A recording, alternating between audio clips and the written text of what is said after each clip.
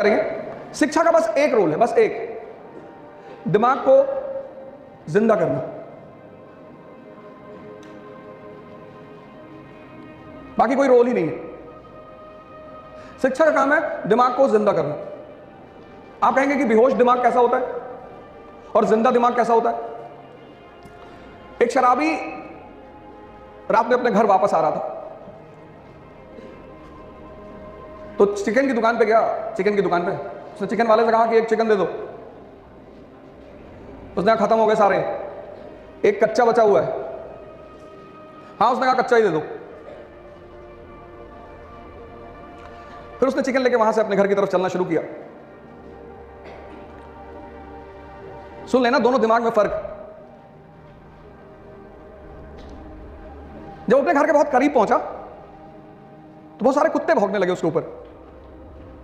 उसी में से एक कुत्ता बहुत करीब आया। वो भौंक तो नहीं रहा था, लेकिन उसका बहुत करीब आ गया।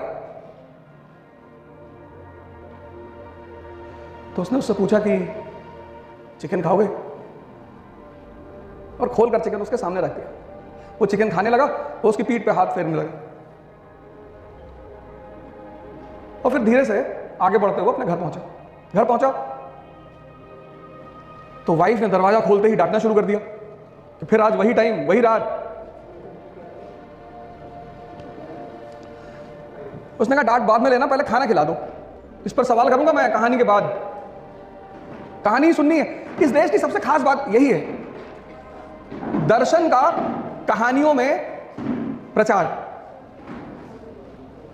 इतनी कीमती कहानियां होती, हर कहानी में एक संदेश है।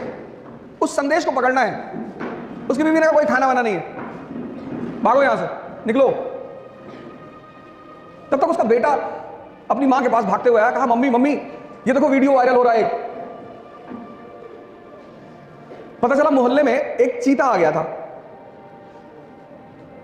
और इस लेडी का जो आदमी था उसने उस चीते को चिकन दिया और उसी के पीठ पे वो हाथ फेर रहा था।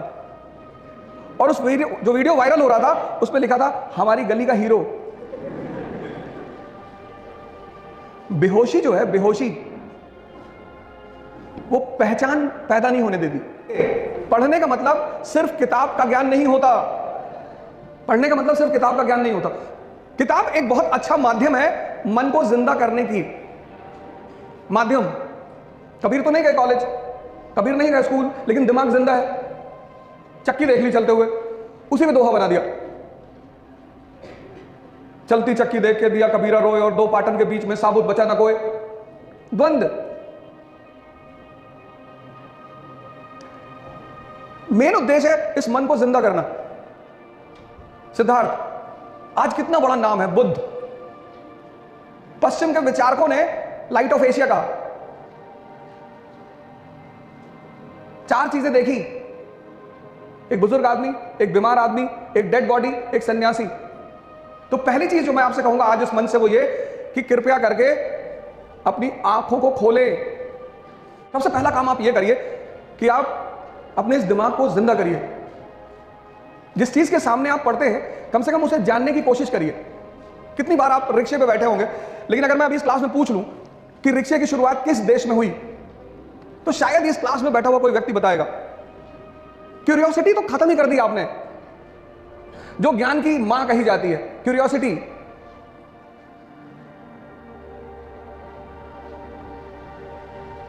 नहीं, इतना शांत होने की भी कोई जरूरत नहीं है। ऐसी भी कोई बड़ी बात नहीं है, छोटी छोटी बात। ये पहली रिक्वेस्ट, आज आप जितने लोग इस सेमिनार में मौजूद हैं उन सबसे ये पहला रिक्वेस्ट है कि आप अपने इस आंख को खोलने की कोशिश करें। अपने मन को जिंदा करो। देखो यार, जिनको देखो, कई लोगों ने हवाई जहाज में सफर किया होगा। आज कम से कम जाके ये पता करो कि रिक्शा पहला किस देश में चला, किसकी खोज है, क्यों है। Necessity is the mother of invention. जैसे लिफ्ट बनी बुजुर्ग लोगों के लिए, ऐसे रिक्शा भी बना था बुजुर्ग और बीमार लोगों के लिए। तो मैं आप सभी लोगों से कहूंगा कि ये जो आप जिस दौर से गुजर रहे हैं, ये सब कोई ऐसा नहीं आपके साथ हो रहा है। प्रभु राम, इसीलिए प्रभु राम है। तपस्या, तप शब्द जो है वो गर्मी से निकला, हीट से। भारत का एक बहुत प्यारा शब्द है तपस्या, गर्मी। हम जब पढ़ना शुरू किए तो हमें तो कुछ नहीं आता था, और चले गए आईएएस की तैयारी करने, और पहले दिन इकोनॉमी की क्लास, और जो टीचर पढ़ा रहा था वो दुनिया के बेहतरीन टीचरों में से एक, वो समझा रहे थे जीडीपी रोलिंग इन दिस। हमें लगा क्या बता रहे भैया। और मैं देखा क्लास में सारे लड़के एकदम तन के बैठे हुए, हिंदू न्यूज़पेपर लिए हुए, और वापस भाग भी नहीं सकते थे। मोहल्ले में सबको बता के आए थे कि भैया आईएएस की तैयारी करने जा रहे हैं। अब अगर भाग जाते तो बड़ी बेइज्जती होती कि ये कमिश्नर साहब। तो फिर जो कोचिंग का मैनेजमेंट जिसके हाथ में था, बॉस था, मैं उनसे मिलने गया। मैंने कहा सर हमको कुछ नहीं आता। बोले बहुत अच्छा, यहाँ किसी को कुछ नहीं आता। मैंने जब कोचिंग खोली थी तो मुझे भी नहीं आता था, पर आना चाहिए।